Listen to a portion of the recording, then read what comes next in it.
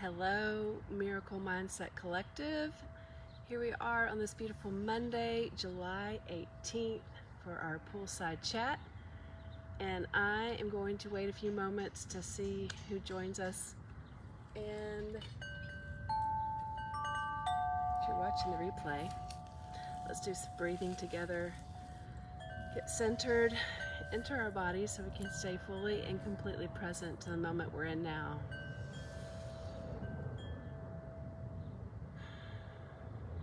Today I'm out in my backyard grounding under this beautiful, some call it a hackberry tree, sugarberry tree. I'm so grateful for the shade it provides in this summer heat, and so I can be out here with you all while I chat about today's topic, are you enough? And that's just the starting point. I actually have several questions that I've posed. Are you enough? Is your love enough? Are you behind? What do you have to do to catch up? And how does love feel in your body? So I'm going to start with the first one. Are you enough? I know perhaps if you studied with me long or other teachers, you know the answer to this question should be yes, I am enough. But are there days and are there moments when you find yourself questioning and wondering, am I enough? Is what I'm doing enough? Is my being enough? Will I ever feel enough? And what do I have to do to feel enough, to remember I am enough? And the answer to that is it's a exercise and it's a practice. Are you enough? Yes, you are. And does it help to remind yourself on a moment to moment basis and say, wait a minute, am I efforting to prove to myself or to my world? Am I in strive mode? Am I in hustle mode? Am I doing something to try to convince myself or others that I am enough, that I am valuable, that I have worth? And if the answer to that question is yes, it's okay. Just pause for a moment and say, okay, does this thing I'm doing right here bring me joy? Does it spark joy? Is there an attitude adjustment within myself? Is there anyone I have to prove my enoughness to? And really just back up a moment and say, do I have to prove I'm enough to God? Or do I have to prove I am enough to the universe? And listen into the answers, because if you have programming and conditioning within you that says that you have to do something, produce something, solve problems, create something in order to finally say, okay, well, maybe I'm enough now. Know that while that's okay to start there, what will happen is your ego or your small self will jump ahead of you and say, okay, well, now that you're enough here, you're going to have to do more to be enough now, because you got to do more to be enough. Okay. Is your love enough? 100% yes. 125%, a million times yes. Your love is enough. Again, I think you already know that this is true. My love is enough. Some of you may say, but maybe my love isn't enough. God's love is enough, but my love isn't enough. And I will posit to you in that you only have love because it is God's love in you loving. There's a scripture, if you love scripture or like scripture or refer to it ever in the Bible, it says we love because God first loved us. So the very fact that you have the capacity to have love and to feel love and to express love is because it is God's love within you loving. Now, do we have moments where we can expand our capacity to love? 100% yes. And it is our job to remember those ways, to notice, to come into observation of those ways where we have self-protected and withheld love, and to recommit and to move back into letting our love show, be seen, be expressed. And that does not mean that you have to operate in codependent patterns with people who are looking to you to fix their problems. to looking to you for you to give them peace, looking to you for you to give them joy. It is not loving or kind to fix someone else's problems and to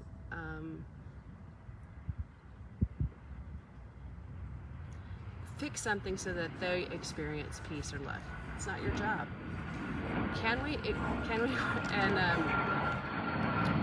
because what that does is you're taking on a role that you're not designed to have. Love being enough means in the moment you can do what is aligned and best for you.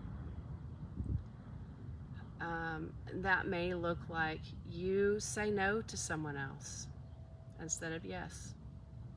It may mean that you voice your choice instead of going along with what everyone else wants. It may look like you taking a nap. And it may look like you taking a trip. I mean, there's all sorts of different ways this can look. I can feel within me this, oh, but what about, when does that lead into selfishness? That's for you to determine. That's not for anyone outside of you to tell you whether your behavior or what your choices are selfish or not. Only God in you knows, and the only way for you to discover what God in you knows is for you to practice and for you to experiment and for you to go and discover some things. Is it possible that you may veer into what might be the truly called selfishness? Potentially. But guess what? If you are going on an adventure in God to discover God's leading and guidance in you, I can 100% tell you God will lead you into love. And it's okay with God for you to have this adventure of discovery of what does love look like. It does not look like you solving everyone's problems around you.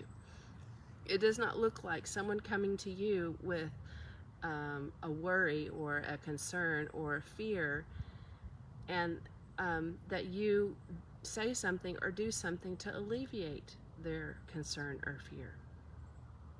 Can you? Sure, yes, but it's not your job. And you know, if it's a child, that's a different scenario, and I'm mostly talking about the relationships you may have with others around you, adults or teenagers. I think it's good for us as parents when our kids come to us with worries or concerns like, oh no, no, no, you can point them to, listen, let's look and see within, do we really have cause to be concerned? If we believe, as I believe, if you believe like I believe, I'll say it that way, or if you have some measure of a spiritual path or practice within you that can accept this truth that everything is working out for us, that everything is happening for us to bring up to the surface areas where we have not yet given over to the light those worries and concerns and trust. Because when we look to other people to alleviate our worries and concerns, then we are entering into codependency instead of going to God within. And what this looks like, I can give an example. For example, if you have a signal in your body that's coming up and you are going to a doctor for answers, it is not the doctor's job to give you information to bring you peace. Can a doctor give you information to help you discover your plan of action? Yes. Can a doctor give you information that will feed fear? Yes. So this is what, can a doctor give you information that will feed peace? Yes. So this is why it's uber important that you go within you and you establish that you are in a place of peace before you go and seek outside information for action. I love having outside information for action, even though I know God in me knows I will often consult with outside sources, books, teachers, medical experts, people who I know who are excellent in what they do and masterful in what they do for information for my next steps. But then it is up to me to determine if it's aligned for me or to adjust it to fit for me. And it's important that before I seek outside information, especially if I have had a fear trigger, that I find my place of peace within me and I'm not looking to people outside of me to give me peace. Now, can we ignite peace in everyone we meet? Yes. Can we share information that will ignite peace in others? Yes. And what I am choosing to communicate, it is not our jobs to make sure those around us have peace within them. That is their job. Our job is to emanate and ignite and be peace in our world. Okay. Let me move to this next one, which is, are you behind? I heard this and had a conversation with someone on this topic just yesterday. And I'm just going to go short and sweet here. It is impossible for you to be behind. Imposible. No es posible. Not even for a second are you ever behind. You are in divine timing. Everything is unfolding in your life in divine order. And the way to accelerate, if you choose acceleration in your world and in your life, is to step into rest and trust that I am in divine order. Now, I operated in I am behind much during my homeschool journey with my children. Oh my goodness, are we behind in math? Oh my goodness, are we behind in language? Oh my goodness, are we behind in history? What does that even mean? Behind who? Yourself? Behind who or what? God? Does God think you're behind? No. Is God worried or concerned about where you find yourself on your path? No. Does the universe worry? No. God and the universe and creation source is fully equipped for every single choice that you make to bring everything into good, everything into order, everything into harmony. The way we accelerate it is by our own admittance and owning of our responsibility to harmonize and to bring into peace within us everything that requires peace in our world. Okay. So this is what I really choose to hone in on, and I've talked about several things. And if this is, if I have questions or things are, this is sparking ideas in you, please share. Let me talk about this. Someone messaged me about jumping the gun. Those were the words, jumping the gun into a negative scenario. Something happens, and rather than pausing and noticing what's the story that I'm making up about this, jumping the gun and going into a negative scenario and then expressing it, verbalizing it, and really by the verbalization of it. And again, it's not wrong. Some of us are verbal processors, and it's you're designed to express this way. So go with it. And that is oftentimes so you can see how quickly your words become matter. Your words become the reality that you create. So if we go into worst case scenario, and the person who messaged me about this already has this information, but I'm just choosing to review. If we choose to verbalize and to create with our thought, word, and feeling our negative worst case scenario, we will get, maybe not that exact scenario, but we will receive back to us in reflection a quote-unquote negative experience. We will experience the creation of what we've done mirrored back to us. And that is not as punishment or because you did something wrong, but it is a reflection so that we can be aware, oh, did I just create that? Do I really choose to create that? What do I choose to create? How can I renegotiate my experience back into light? And this was the person's question is, okay, she's got the awareness, she knows the pattern, she's recognized it, she's been aware of it, she's been going through her metamorphosis, seeing many miracles, many miracles, and experiencing those miracles. But when this happens, it's like, oh crap, I did it again. And then it takes some time to get back into awareness of God, because first of all, the pattern runs deep for many of us. Thank you for being here, Crystal. Hi. Thank you for being here, and I'll check you on the replay. Okay. When we've had patterns and that we're shifting those patterns, and then we get more adept and more masterful at remembering, oh, that's a pattern, I can do something about that. When we get more adept at removing the emotional charge, then it gets more intense. The intensity increases, and sometimes that intensity, we create the experience of I am separate from God because this feeling I'm feeling right now equals in my mind separate from God. This is the creation aspect of our power. I feel this in my chest. Oh no, what does this mean? I can go into worst case scenario and say this must mean X, Y, and Z. Oh no, I've created this error. I've operated in error. Oops, I recommit, and I'm still having this feeling, which means in my mind, in the story I create, this is my notes, come back here notes. In the story I create, I am separate from God. What if we tell ourselves something else? What if this feeling I have in my body is God in me? God in me inviting me in to the darkness, where in God there is no darkness, but into the darkness that I have been avoiding. What if God is calling me into an experience in my body to determine and to discover God's presence within me in that moment? And y'all have heard this. I got this from my amazing mentor, Robert Tennyson Stevens, is I bring my feeling and into awareness of love within me, God's love within me. You can do it through breath. You can do it through, it really takes commitment. It takes a willingness to go through the rewriting process of the neural pathways that are saying, danger, danger, danger, this means God's not here, this means God's not here, cancel, clear, God is here in me right now, in this feeling I have, in my feeling of yuck, discomfort, if you choose to call it that, anger, fear, you name it. All that energy is God's energy. How we, and God is not judging the energy that we're feeling in our bodies and calling it wrong. God called everything good at creation. So this energy that is moving in you is God's goodness moving within you to remind you, I am present in God now.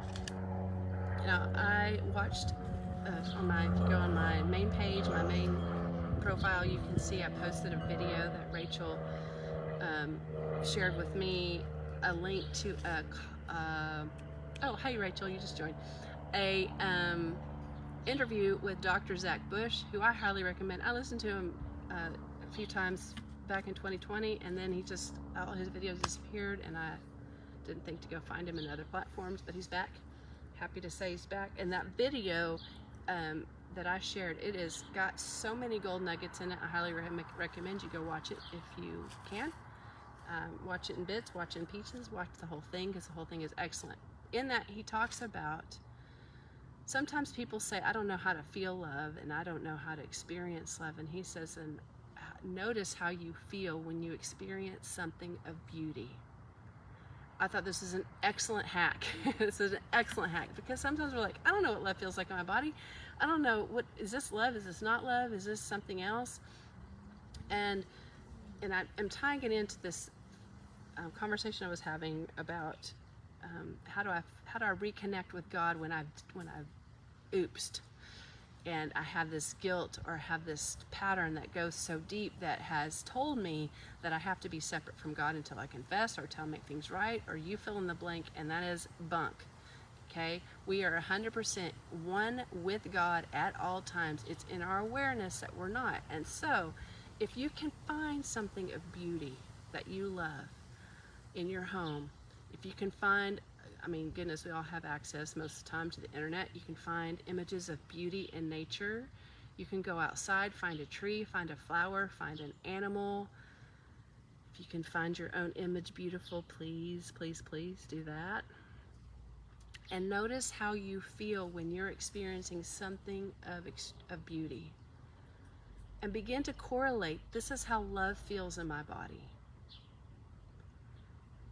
And you can go, oh, this is how love feels in my body. So then when you're in a moment and you have this feeling like you have when you experience beauty, you can start building the muscle of this is how love feels in my body. And you can expand it into the scenario we talked about before, where there's this ugh feeling, that's what we've called it, this guilt feeling, that's what we've called it, that's what we've named it, that's how we've created it. We've attached this label to it. And if we remove that label and we attach the label of this is how I feel God's presence within me, or this is how beauty feels in me, or this is how love feels in me, then I believe what we're doing is we're removing the charge of a good, bad, us, them, negative, positive emotion into simply being. And when we are in our beingness, and I'm on this path with y'all. So I have not arrived yet. I'm arriving now.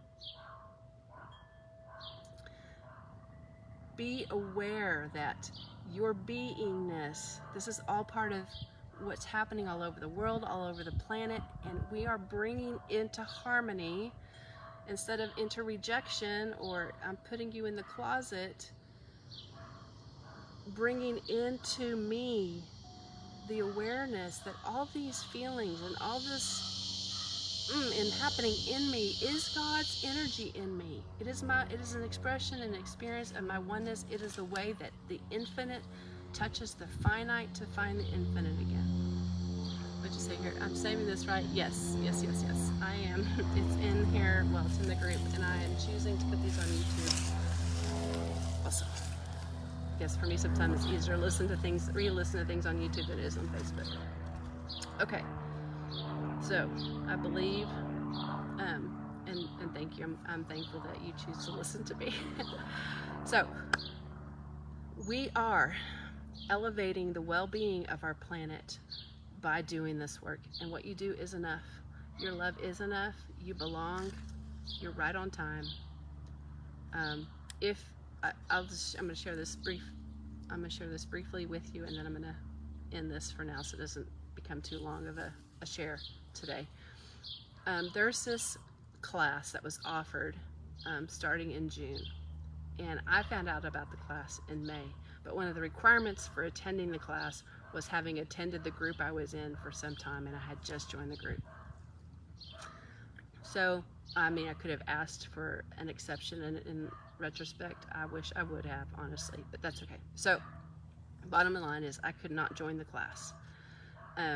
They have a pretty firm guideline around it that, you know, those things. I honor that. The story I started to tell myself is I'm going to miss out. I have to take this class now. If I don't take this class now, other people are going to get ahead of me, or I'm going to require this information and I won't have it. That's the story I make up.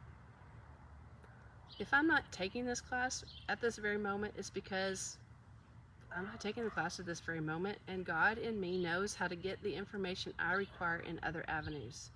And so I have had to